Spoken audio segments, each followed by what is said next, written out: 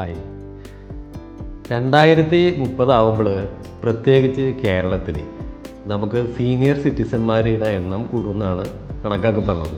അതിൻ്റെ കാര്യം എന്ന് പറഞ്ഞു കഴിഞ്ഞാൽ നമ്മുടെ ഇപ്പോൾ മക്കൾ നമുക്കൊന്നോ രണ്ടോ മക്കളുണ്ട്, അത് മിക്കവരും തന്നെ നമ്മൾ വിദേശത്തേക്ക് പഠനത്തിന് വിടുകയാണ്. അവിടെ ചെന്ന് കഴിഞ്ഞാൽ അവരവിടെ സെറ്റിലായിട്ട് നിൽക്കുന്നതാണ് കാണുന്നത്. പ്രായമുള്ള അപ്പനും അമ്മമാരും കൂടി വരും. പിന്നെ അതുകൂടാതെ ഇവിടെ ഈ വിവാഹങ്ങളും മറ്റൊക്കെ കുറഞ്ഞു വരുന്നത് കൊണ്ടിട്ട് അടുത്ത ഒരു ജനസംഖ്യയും കുറയാനായിട്ടുള്ള, അതുകൊണ്ട് തന്നെ സീനിയർ സിറ്റിസന്മാർ ഒരു 80% കേരളത്തിൽ കൂടാനാണ് സാധ്യത. അപ്പോൾ അങ്ങനെ ഇവർ കൂടുമ്പോൾ ഇവരെ നോക്കാനായിട്ട് എന്തെങ്കിലും ഒരു സംവിധാനം വേണ്ടേ? അപ്പോൾ അതുകൊണ്ടിട്ട് ഇത് നല്ല രീതിയിൽ ഇപ്പോൾ പ്രായമുള്ളവരെ നോക്കാൻ വേണ്ടിയിട്ടുള്ള കുറേ സംഭവങ്ങളുണ്ട് ഇവിടെ. അതേപോലെ അപ്പോൾ പുതിയതായിട്ട് ആൾക്കാർ ഇത് നല്ല രീതിയിൽ റിസോർട്ട് പോലെയുള്ള സൗകര്യങ്ങൾ ഒരുക്കിക്കൊണ്ട് സീനിയർ സിറ്റിസനെ നോക്കാനായുള്ള ഭയങ്കരമായിട്ട് കെയർ ചെയ്ത് നോക്കാനുള്ള സംവിധാനങ്ങൾ നടന്നുകൊണ്ടിരിക്കുന്നതാണ്. എനിക്ക് പരിചയമുള്ള കുറേ പേര് ഇതിൻ്റെ പുറകിലുണ്ട്. അതുകൂടാതെ ടെക്നോളജിയിൽ വല്ലാണ്ട് മാറ്റങ്ങൾ വരുന്നുണ്ട്.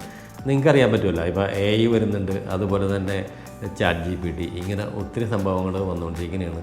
അപ്പോൾ നമ്മൾ പ്രതീക്ഷിക്കാത്ത രീതിയിലുള്ള മാറ്റമാണ് ലോകത്ത് നടക്കുന്നത്. ഇപ്പോൾ നമ്മുടെ ഫുഡിൻ്റെ കാര്യമാണെന്നുണ്ടെങ്കിൽ ഇപ്പോൾ ന്യൂജൻ നമ്മുടെ കേരളത്തിലെ ആൾക്കാർ പിള്ളേരൊക്കെ ഇതേപോലെ തന്നെ നൈറ്റ് ഡ്രൈവ് പോവുക, ഫുഡൊക്കെ കൂടുതലും പുറത്തുനിന്ന് കഴിക്കുക. അത് ആ കോവിഡ് വന്നതിന് ശേഷം അങ്ങനത്തെ ഒരു കൾച്ചർ ഉണ്ടെന്തായാലും. ഇങ്ങനെ പോകണമെന്നുണ്ടെങ്കിൽ കുറച്ച് കഴിയുമ്പോൾ നമുക്ക് ടാബ്ലറ്റ് ആയിട്ട് കഴിക്കാവുന്ന രീതിയിലേക്ക് ഇത് മാറും എന്നുള്ളതാണ് കണക്കാക്കപ്പെടുന്നത്. കാരണം നമുക്ക് ഫുഡൊന്നും ഉണ്ടാക്കേണ്ടി വരില്ല. ഈ സാധനം നമ്മൾ 3 നേരം പിൽസ് പോലെ കഴിച്ചു കഴിഞ്ഞാൽ അവന് എവിടെ വേണമെങ്കിലും പോവാം, ഭയങ്കര സ്റ്റാമിന ആയിരിക്കും. അങ്ങനെയൊക്കെയാണ് പറയപ്പെടുന്നത്. കേരളത്തിൽ ഇപ്പോൾ ഭയങ്കരമായിട്ട് വിവാഹം കഴിക്കാനായിട്ടുള്ള താല്പര്യം ആൾക്കാർ കുറഞ്ഞുകൊണ്ടിരിക്കുകയാണ്. അതിൻ്റെ കാരണം എന്ന് പറഞ്ഞാൽ ഈ പെൺകുട്ടികൾ പണ്ടത്തെ അപേക്ഷിച്ച് ഭയങ്കര പഠിപ്പും കാര്യങ്ങളൊക്കെയാണ്. അപ്പോൾ അവർക്ക് സ്വാഭാവികമായിട്ട് അവർക്ക് പൈസ ആവശ്യത്തിന് കിട്ടുന്നുണ്ട്. പിന്നെ അവർക്ക് സ്വന്തമായിട്ട് എവിടെയെങ്കിലും ട്രാവൽ ചെയ്യുക. ഇപ്പോൾ പഴയ പോലെ അല്ലല്ലോ, ഇപ്പോൾ പാശ്ചാത്യ കൾച്ചറാണ് എല്ലാവരും സ്വീകരിക്കുന്നത്. അപ്പോൾ ഇപ്പോഴത്തെ പാരൻസും ആണെന്ന് തന്നെ കുറച്ചും കൂടി മോഡേൺ ആയതുകൊണ്ടിട്ട് മക്കളൊക്കെ അങ്ങനത്തെ ഡ്രസ്സൊക്കെ ഇടുന്നതുകൊണ്ട് വേറെ പ്രശ്നങ്ങളൊന്നുമില്ല. വിവാഹം കഴിക്കാനായിട്ടുള്ള താല്പര്യം കുറവെന്ന് പറഞ്ഞാൽ ഇതേപോലെ തന്നെ കല്യാണം കഴിച്ചു കഴിഞ്ഞാൽ നമ്മൾ ഒരാളെ വേറെ അനാവശ്യമായിട്ട് ചുമക്കണോ, അല്ലെങ്കിൽ ഇത് സെറ്റിലാവുമോ, അല്ലെങ്കിൽ ഇപ്പോൾ ഇഷ്യൂസൊക്കെ വരുമോ, അങ്ങനെ കുറേ പേടി പ്രധാനമായിട്ടും പെൺകുട്ടികൾക്കാണെന്നുള്ളതാണ് എനിക്ക് മനസ്സിലായത്. പക്ഷേ ഇപ്പം അങ്ങനെയല്ല. ഇപ്പം സ്വാതന്ത്ര്യം എന്നുള്ള ഒരു നിലവാരം എല്ലാവർക്കും ഉള്ളത് കൊണ്ടിട്ട് അവർ സ്വന്തമായിട്ട് ഫ്ലൈ ചെയ്യാം എന്നുള്ള രീതിയിൽ തന്നെയാണ് അവരുടെ കാഴ്ചപ്പാട്. വെളിയിലൊക്കെ ആണെന്നുണ്ടെങ്കിൽ ഇപ്പോൾ എൻ്റെ മോൻ കാനഡയിലായിരുന്നു. അതുകൂടാതെ എനിക്ക് ഒത്തിരി വേറെ ഫ്രണ്ട്സ് ഉണ്ട് വിദേശത്ത്. അപ്പോൾ അവരൊക്കെ പറയണത് അവിടെ ഈ 13 വയസ്സ് കഴിഞ്ഞ് കഴിഞ്ഞാൽ ഈ സ്കൂളിലൊക്കെ പോകുമ്പോൾ അവരുടെ ടിഫിൻ ബോക്സിൻ്റെ അകത്ത് പാരൻസ് തന്നെ വെച്ച് കൊടുക്കുന്നത് കോണ്ടോണ്. അപ്പോൾ അവർക്ക് അതൊന്നും പ്രശ്നമില്ല. നമ്മൾ ഏതെങ്കിലും രീതിയിൽ ആരെങ്കിലും ബന്ധപ്പെടണമെന്നുണ്ടെങ്കിൽ നിങ്ങൾ വേറെ ഇഷ്യൂസ് വരാണ്ടിരിക്കാൻ വേണ്ടി പാരൻസ് അറിഞ്ഞു കൊടുക്കണതാണ്. അപ്പോൾ ഇതൊന്നും അവിടെ വലിയ കാര്യമുള്ള വിഷയമല്ല. അപ്പം നമ്മളെ സംബന്ധിച്ച് ഇത് ഭയങ്കര, നമ്മൾ കുറച്ചും കൂടി ഇടുങ്ങിയ മെൻറ്റാലിറ്റിയുള്ള ആൾക്കാരായതുകൊണ്ടാണ് അങ്ങനെ വളർന്നത്. വിദേശത്തൊക്കെ പോകുന്നതുകൊണ്ടിട്ട് അവിടെ നിന്നുള്ള അറിവും കാര്യങ്ങളൊക്കെ ആയിട്ട് നമ്മുടെ ഇപ്പം ഇവിടെയുള്ള പിള്ളേരും ആ ഒരു ലൈഫ് സ്റ്റൈൽ ജീവിക്കാനാണ് താല്പര്യപ്പെടുന്നത്. കാരണം അവരെയും പറഞ്ഞിട്ടൊന്നും കാര്യമില്ല. കാരണം ഇപ്പോൾ ഈ മനുഷ്യ സെക്സ് ദൈവം കൊടുത്തേക്കണതല്ലേ. അപ്പോൾ അത് ആസ്വദിക്കാണ്ട് വേറെ വഴിയൊന്നുമില്ല. അപ്പോൾ അതൊരു തെറ്റായിട്ട് കാണാൻ പറ്റില്ല. പക്ഷേ അതിന് വേറെ രീതിയിൽ പ്രശ്നങ്ങളൊന്നും ഇല്ലാത്ത രീതിയിൽ പോകണമെന്നേ ഉള്ളൂ. ഇപ്പോൾ ഇവിടെ ഒത്തിരി എനിക്കറിയാവുന്ന ആൾക്കാർ ലിവിങ് ടൂതറാണ്. ഇപ്പോൾ എൻ്റെ ഓഫീസിൻ്റെ പൊക്കത്ത് തന്നെ ലിവിങ് ടൂതറാണ്. അപ്പോൾ അത് വിഷയമുള്ള കാര്യമൊന്നുമില്ല. പക്ഷേ പ്രശ്നമെന്ന് പറഞ്ഞാൽ കല്യാണം കുറയുന്നു, അപ്പോൾ നമുക്ക് അടുത്ത തലമുറ ഇല്ലാണ്ടാവുന്നു എന്നുള്ളതാണ് കേരളത്തിന് വന്ന ഒരു പ്രശ്നം. അപ്പോൾ അതിനെന്താണ് പ്രതിവിധി എന്നുള്ളതാണ്. അപ്പോൾ എനിക്ക് തോന്നുന്നത് കുറച്ചും കൂടി ഒരു ബോധവൽക്കരണം ഈ മേഖലയിൽ ഇവർക്ക് ഉണ്ടായെങ്കിൽ നല്ലതാണ്.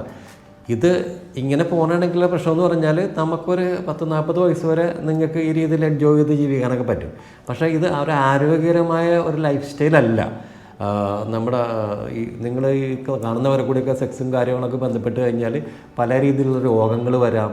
പിന്നെ കുറേ കഴിയുമ്പോൾ നിങ്ങളുടെ ഒരു ഭംഗിയും ആരോഗ്യമൊക്കെ നശിച്ചു കഴിയുമ്പോൾ, പ്രത്യേകിച്ച് സ്ത്രീകൾക്ക് ആരും നോക്കാനില്ലാണ്ടായി പോകും. അപ്പം നിങ്ങൾ 40 വയസ്സൊക്കെ കഴിയുമ്പോൾ നിങ്ങൾ ചെയ്ത മണ്ടത്തരമായി പോയി, നിങ്ങൾക്കൊരു ഫാമിലി ഇല്ല, ഒരു കുട്ടിയില്ല എന്നൊക്കെയുള്ള ഒരു സങ്കടം ആ സമയത്ത് വന്നിട്ട് ഒന്നും പറഞ്ഞിട്ട് കാര്യമില്ല. അതിൻ്റെ അപ്പുറത്തേക്കുള്ള വേറൊരു രസം എന്ന് പറഞ്ഞാൽ എനിക്ക് കളർ കുറവാണ്, അല്ലെങ്കിൽ എനിക്ക് ഹൈറ്റ് ഇല്ല, അങ്ങനെ കുറേ പ്രശ്നങ്ങളുണ്ട്. അപ്പോൾ ഈ കളർ കുറവ് എന്നൊക്കെ പറഞ്ഞു കഴിഞ്ഞാൽ ഈ ദൈവം മനുഷ്യനെ സൃഷ്ടിച്ചേക്കണത് ആ ഒരു സംഭവം പറഞ്ഞിടുന്നുണ്ടെങ്കിൽ ആദ്യം ദൈവം ഒരു മൂശയിലെ മനുഷ്യനെ അങ്ങനെ സൃഷ്ടിച്ചെന്നാണ് പറയുന്നത്. അപ്പോൾ അത് അവനെ വെന്തിങ്ങനെ വരുമ്പോൾ ആദ്യം വന്ന മനുഷ്യൻ ഭയങ്കര വെളുത്തതായിരുന്നു. അപ്പോൾ അതാണ് നമ്മൾ സായിപ്പ് അറിയപ്പെടുന്നത്. അപ്പോൾ പുള്ളി വേഗം തന്നെ അടുത്തൊരാളെ ഉണ്ടാക്കിയപ്പോൾ പുള്ളി കുറച്ചും കൂടി ഫ്ലെയിം കൂട്ടി വെച്ചായിരുന്നു. അപ്പോൾ അതിൽ നിന്ന് വന്നതാണ് നല്ല കറുത്തിട്ട്, അവരാണ് നീഗ്രോണെന്ന് പറയുന്നത്. അതിനുശേഷം ദൈവം പിന്നെ ഇതിൻ്റെ രണ്ടിൻ്റെ ഇടയിലൊക്കെ വെച്ചൊന്ന് റെഡിയാക്കിയെടുത്ത് അപ്പോഴാണ് ശരിക്കും നല്ല ഗോതമ്പിൻ്റെ കളറുള്ള സംഭവം വന്നത്. അതാണ് ശരിക്കും ഇന്ത്യക്കാരെന്ന് പറയുന്നത്. നമ്മുടെ ഇന്ത്യക്കാരുടെ കളറ് വളരെയധികം നല്ലതാണ്. അത് കിട്ടാൻ വേണ്ടിയിട്ട് ഇപ്പോൾ സായിപ്പന്മാർ വരെ വെയിലും കൊണ്ട് കോളത്തെ വന്ന് കിടക്കണം നമ്മൾക്ക് കാണാവുന്നതാണ്. കളറിലല്ല കാര്യം, നമ്മുടെ മനസ്സിൻ്റെ ഒരു കളറ് അത് മങ്ങാതെ ഇരിക്കാൻ നോക്കുക. നമ്മളിപ്പോൾ എൻ്റെയൊക്കെ തലമുറയിൽ ഇതേപോലെ തന്നെ കല്യാണം കഴിക്കാനായിട്ട് താല്പര്യക്കുറവൊന്നുമില്ല, കാരണം അവരെ അങ്ങനെയായിട്ട് പഠിപ്പിച്ചേക്കണം. പക്ഷേ ഇപ്പോഴത്തെ തലമുറയിൽ കൂടുതൽ ആൺകുട്ടികൾക്കും അവർ ഇപ്പോൾ വൈഫിനെ ഒന്ന് സപ്പോർട്ട് ചെയ്യണം, അവരെ കിച്ചണിലൊക്കെ ഒന്ന് സഹായിക്കുക, അവരൊന്ന് സപ്പോർട്ട് ചെയ്യുക. രണ്ടുപേരും അങ്ങോട്ടും ഇങ്ങോട്ടും സപ്പോർട്ട് ചെയ്യണമെന്നുണ്ടെങ്കിൽ ലൈഫ് അടിപൊളിയായിട്ട് പോകും, വേറെ പ്രശ്നങ്ങളൊന്നുമില്ല. എനിക്ക് ഒരു മോനേ ഉള്ളൂ, എന്നിട്ട് പോലും എനിക്ക് എൻ്റെ വീട്ടിൽ 3 ബെഡ്റൂം പുറത്ത് വെറുതെ കിടക്കുകയാണ്. അവർ താമസിക്കുന്ന വടുതല അടുത്ത് തന്നെ വേറൊരു സ്ഥലത്താണ്.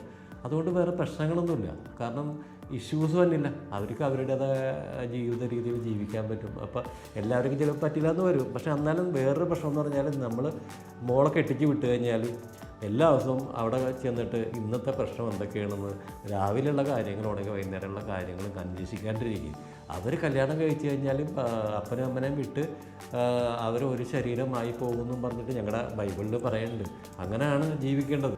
അതുകൂടാതെ അവർക്ക് കുട്ടികളൊക്കെ ഉണ്ടാകുമ്പോൾ വളരെ നല്ല രീതിയിൽ അവർക്ക് സന്തോഷകരമായിട്ട് പോകാൻ പറ്റും.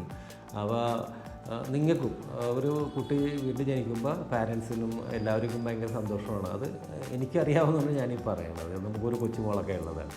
അപ്പോൾ അതുകൊണ്ട് വിവാഹം കഴിക്കണം എന്നാണ് ഞാൻ പറയണത്. നിങ്ങൾ കഴിക്കാണ്ട് വെറുതെ പേടിക്കുന്നത് ഇരിക്കരുത്. അത് ഭയങ്കര മാറ്റം വരും. അല്ലെങ്കിൽ നിങ്ങൾ ഈ പാശ്ചാത്യ രീതിയിൽ പോകണമെന്നുണ്ടെങ്കിൽ പ്രശ്നം എന്ന് വെച്ചാൽ നമ്മൾ കുറേ നാൾ നമുക്ക് എൻജോയ് ചെയ്ത് ജീവിക്കാൻ പറ്റും. പക്ഷേ അത് കഴിയുമ്പോൾ നമുക്ക് പല രീതിയിലുള്ള രോഗങ്ങൾ വരും. പിന്നെ നമുക്കൊരു 35-40 വയസ്സ് കഴിയുമ്പോൾ പ്രത്യേകിച്ച് പെണ്ണുങ്ങൾക്ക് അവരുടെ ആരോഗ്യവും സൗന്ദര്യമൊക്കെ പോകുമ്പോൾ ആരും തിരിഞ്ഞു നോക്കാനുണ്ടാവില്ല.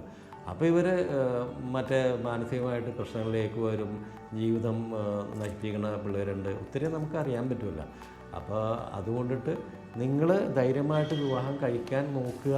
നിങ്ങൾക്ക് എന്തെങ്കിലും ഈ വിവാഹം കഴിക്കാൻ പേടിയാണെന്നുണ്ടെങ്കിൽ അല്ല ഇതിനെക്കുറിച്ച് അറിയണമെന്നുണ്ടെങ്കിൽ അതിൻ്റെ രീതിയിലുള്ള കാര്യങ്ങൾ മനസ്സിലാക്കാൻ നോക്കുക. സൂര്യനെല്ലിയിൽ കഴിഞ്ഞ പ്രാവശ്യം ടൂർ പോയപ്പോൾ കുറേ ആൾക്കാരെ ഇൻ്റർവ്യൂ ചെയ്തായിരുന്നു. സത്യത്തിൽ എൻ്റെ അഭിപ്രായത്തിൽ വിവാഹം വേണമെന്ന് തന്നെയാണ് ഞാൻ പറയുന്നത്. അച്ചടക്കമുള്ള നല്ലൊരു സമൂഹത്തിനാണ് ഒരു വിവാഹം വാർത്തെടുക്കുന്നത്. ഭർത്താവിനോടാണെങ്കിലും ഉപ്പാനോടാണെങ്കിലും അത് പറയാൻ പേടിച്ചോണ്ട് ഇപ്പോഴത്തെ കുട്ടികൾക്ക് പറയാൻ പേടില്ല. ഫസ്റ്റ് റീസൺ എന്താ വെച്ചാൽ സോഷ്യൽ മീഡിയ ആണ്. ഞങ്ങൾ സോഷ്യൽ മീഡിയ തുറന്നാ കാണുന്നത് ഓരോ ഗേൾസ് സൂയിസൈഡ്. ഇപ്പൊ ഈ ഒരു മാസം തന്നെ 3 പേരെ സൂയിസൈഡ് ചെയ്തത്. 11 കൊല്ലം വിവാഹം കഴിച്ച് ജീവിച്ചതാ, ഡിവോഴ്സ്ഡ് ആണ്. പ്രത്യേകിച്ച് നല്ലൊരു അനുഭവം ആ ജീവിതത്തിൽ നിന്ന് എനിക്ക് കിട്ടിയിട്ടില്ല. അപ്പോൾ ഒറ്റയ്ക്ക് എനിക്ക് വേണ്ടി ഞാൻ ജീവിക്കാൻ തുടങ്ങിയാൽ പിന്നെ ഞാൻ ഹാപ്പിയാണ്. എനിക്ക് അത്ര സുഖകരമായിട്ട് തോന്നുന്നില്ല. ചിലർക്ക് നല്ലതാവും, ചിലർക്ക് ചീത്തയാവും. എല്ലാവർക്കും ഒരുപോലെയാണെന്ന് ഞാൻ ഒരിക്കലും പറയത്തില്ല.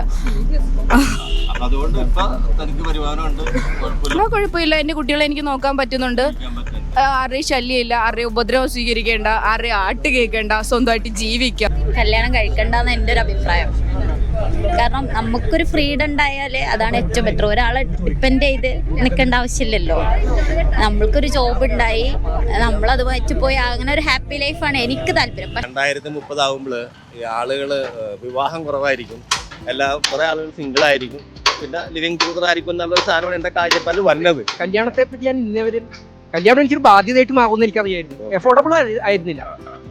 വയസ്സായപ്പോൾ കുറച്ച് പൈസ കയ്യിൽ വന്നു. അപ്പൊ അന്നത്തെ ആഗ്രഹം സാധിച്ചു. ഇപ്പോഴും ആഗ്രഹമുണ്ട് ഒരു ഇന്ത്യൻ ബൈക്ക് എടുക്കണമെന്ന്. അതിനുള്ള പൈസ കയ്യിൽ വന്നിട്ടില്ല. ഇപ്പോഴും ഇങ്ങനെയുള്ള കാര്യങ്ങളോടാണ് പൈസ. ഈ നല്ല ഒരു ബ്രാൻഡഡ് ഷർട്ട് കണ്ട അപ്പം മേടിക്കണമെന്ന് തോന്നും, ഒരു ബ്രാൻഡഡ് ഷൂസ് കണ്ട ഇപ്പൊ സത്യം പറഞ്ഞാൽ എയർ ജോർഡാൻ എന്ന് പറഞ്ഞൊരു ഷൂസ് ഉണ്ട്, അത് വാങ്ങുന്നത് ഭയങ്കര 40,000 രൂപ കൊടുക്കണം. അപ്പൊ ഞാൻ ഈ പറഞ്ഞു വന്നതേ ഇപ്പൊ ഈ വിവാഹം കുറഞ്ഞവനാണ് കേരളത്തിൽ.